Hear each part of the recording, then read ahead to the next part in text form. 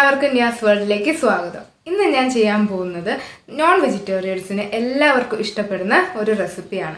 ഇതുണ്ടാക്കുന്നത് നമ്മളുടെ ബീഫ് വെച്ചിട്ടാണ്.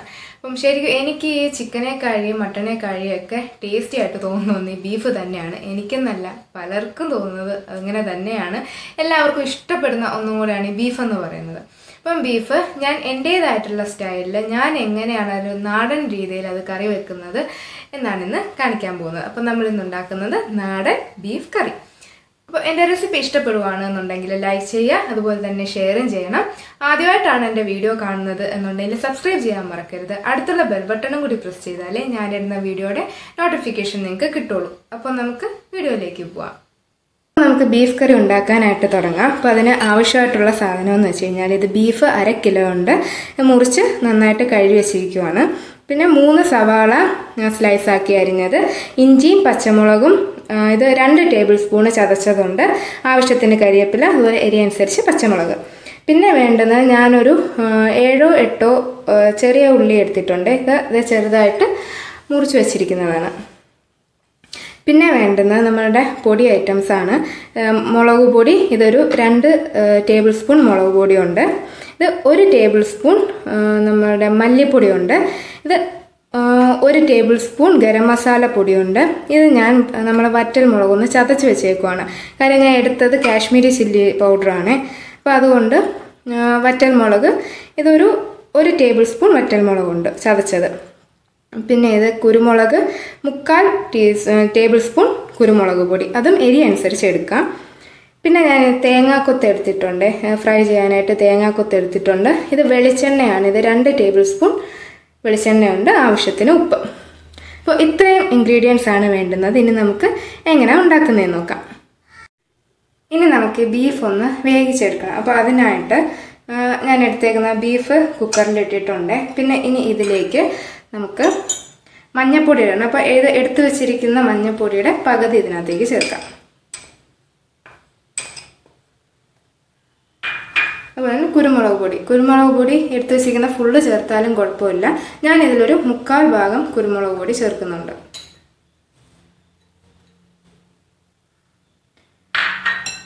പിന്നെ ആവശ്യത്തിന് വെള്ളം, ഇതൊരു 1/2 കപ്പ് വെള്ളം. അതായത് നമുക്ക് ഈ ബീഫിൽ നിന്ന് എന്തായാലും വെള്ളം ഇറങ്ങും, അപ്പോൾ അതുകൊണ്ട് ഒരുപാട് വെള്ളം ഒഴിക്കാൻ പാടില്ല. ആവശ്യത്തിന് ഇപ്പം ഞാനൊരു 1/2 കപ്പ് വെള്ളം ഒഴിക്കുന്നുണ്ട്.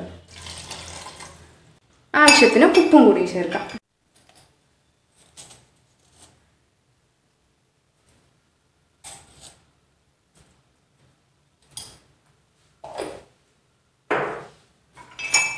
ഇനി ഇത് നന്നായിട്ടൊന്ന് മിക്സ് ചെയ്തെടുക്കാം.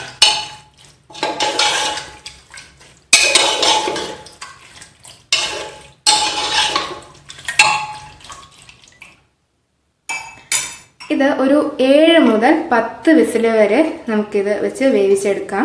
അതായത് നമ്മളുടെ ബീഫിൻ്റെ വേവ് പോലെ ഇരിക്കും വേവാനായിട്ട്. ഒരു 10 വിസിലൊക്കെ ആകുമ്പോഴത്തേക്ക് എന്തായാലും നന്നായിട്ട് വെന്ത് കിട്ടും.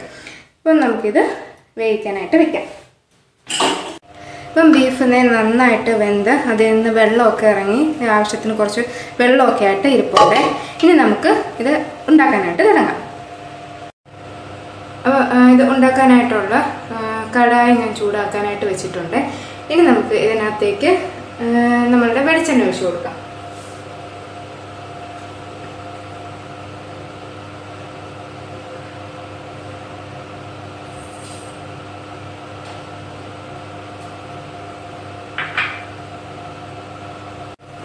വെളിച്ചെണ്ണ നന്നായിട്ട് ചൂടായിട്ടുണ്ട്. ഇനി നമുക്കിതിനകത്തേക്ക് തേങ്ങാക്കൊത്ത് ഇട്ട് കൊടുക്കാം.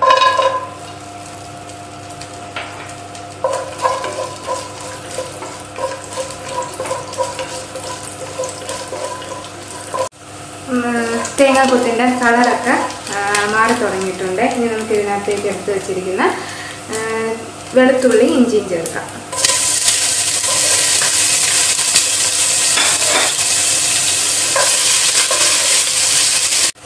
ഇഞ്ചിയും വെളുത്തുള്ളിയും മൂത്തിട്ടുണ്ട്. ഇതിനകത്തേക്ക് നമുക്ക് പച്ചമുളക് ഇട്ടാം.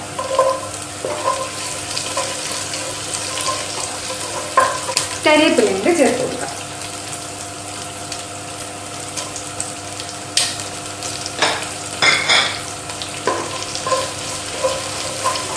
അപ്പോൾ നമ്മുടെ ഇഞ്ചിയും പച്ചമുളകും വെളുത്തുള്ളിയും തേങ്ങാക്കൊത്തും എല്ലാം നന്നായിട്ട് മൂത്ത് വന്നിട്ടുണ്ട്. ഇനി നമുക്ക് ഇതിനകത്തേക്ക് ചെറിയ ഉള്ളി ചേർക്കാം.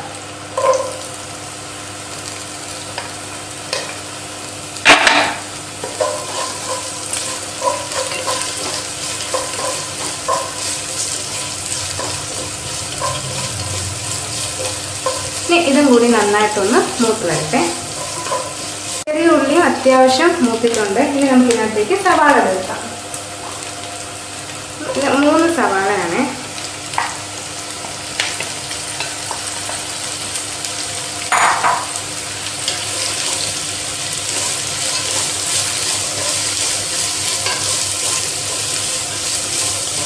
ആവശ്യത്തിന് ഉപ്പ് ചേർക്കാം. ഉപ്പ് നമ്മൾ ബീഫ് വേവിക്കാൻ വെച്ചപ്പോഴത്തേക്ക് ഉപ്പ് ചേർത്തിട്ടുണ്ട്.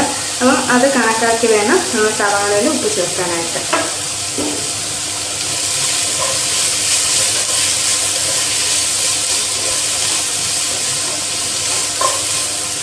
അപ്പോൾ നമ്മളുടെ സവാള ഒന്ന് ഗോൾഡൻ ബ്രൗൺ ആകുന്നത് വരെ നമുക്ക് ആക്കി കൊടുക്കാം.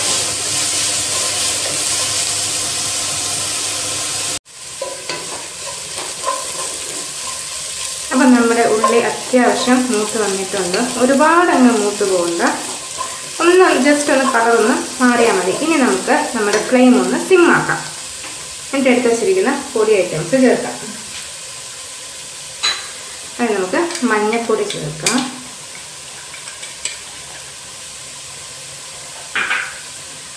മുളക് പൊടി,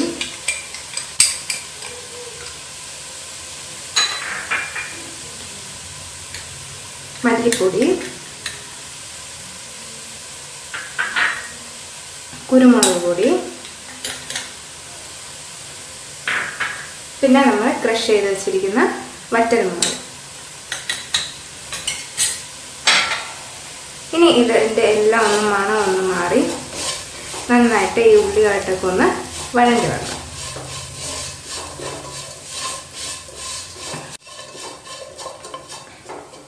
അപ്പോൾ ഇത് ആയിട്ടുണ്ട്. എല്ലാ പച്ചമണമൊക്കെ മാറി നന്നായിട്ട് ആ ഉള്ളിയുമായിട്ട് വഴണ്ടി വന്നിട്ടുണ്ട്. ഇനി നമുക്ക് വേവിച്ച് വെച്ചിരിക്കുന്ന നമ്മുടെ ബീഫ് ചേർക്കാം.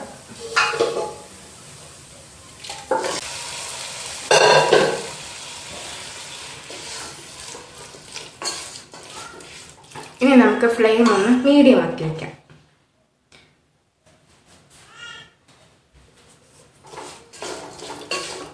ഇത് നന്നായിട്ട് മിക്സ് ചെയ്തെടുക്കണം.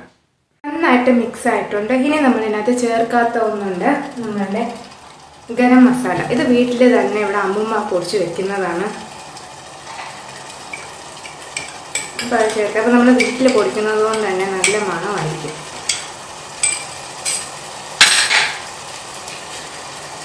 അതുപോലെ തന്നെ ബീഫ് ഞാൻ ബോൺലെസ് ആണ് എടുത്തേക്കുന്നത്. കാര്യം നമ്മളിവിടെ ലോക്ക്ഡൗൺ ആയിട്ട് പുറത്തൊന്നും പോകാൻ പറ്റത്തില്ലല്ലോ. അപ്പം നമ്മൾ സ്വിഗ്ഗിയിൽ നിന്ന് ഓർഡർ ചെയ്ത് വാങ്ങിക്കുന്നത്. അപ്പോൾ അതിനകത്ത് ബോൺലെസ് ഉണ്ടായിരുന്നു. അങ്ങനെ ബോൺലെസ് ബീഫാണ് വാങ്ങിയത്.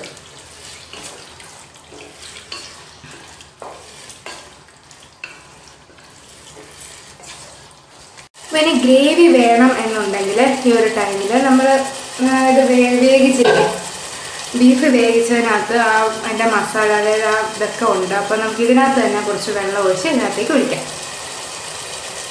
ഞാൻ ഒരു 1/2 കപ്പ് വെള്ളം ഒഴിച്ചെടുത്തിട്ടുണ്ട്. അത് നമുക്ക് ഇതിനകത്തേക്ക് ഒഴിക്കാം.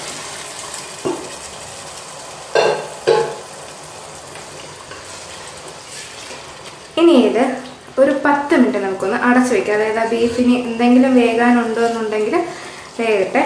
അതുപോലെ എല്ലാ മസാലയൊക്കെ പിടിക്കണമല്ലോ. അപ്പോൾ നമുക്കൊരു 10 മിനിറ്റ് നമുക്കൊന്ന് അടച്ചു വയ്ക്കാം.